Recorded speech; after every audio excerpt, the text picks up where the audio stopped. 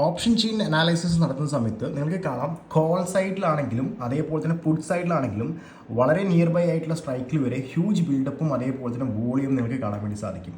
Here 22,500 എന്ന് പറയുന്ന സ്ട്രൈക്കിൽ ഏകദേശം 2.4 ലാക്കിൻ്റെ 40 ലാക്കിൻ്റെ ബിൽഡപ്പാണ് വന്നിരിക്കുന്നത്.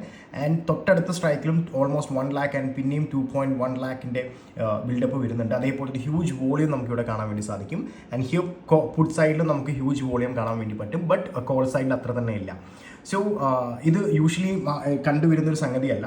മെയ് ഫസ്റ്റ് വീക്ക് അല്ലെങ്കിൽ സെക്കൻഡ് വീക്കോട് കൂടി നമുക്ക് മാർക്കറ്റിൽ ഒരു ഹ്യൂജ് മൂവ്മെൻറ്റം നമുക്ക് പ്രതീക്ഷിക്കാമെന്ന് വിചാരിക്കുന്നു. സോ ഹിയർ ഞാനിവിടെ നോക്കുന്നത് മാർക്കറ്റ് ഇപ്പം ഈ ഒരു സോണിൻ്റെ ഉള്ളിലാണ് ഇപ്പോൾ ട്രേഡ് ചെയ്തുകൊണ്ടിരിക്കുന്നത്. ഹിയർ നിങ്ങൾക്ക് കാണാം.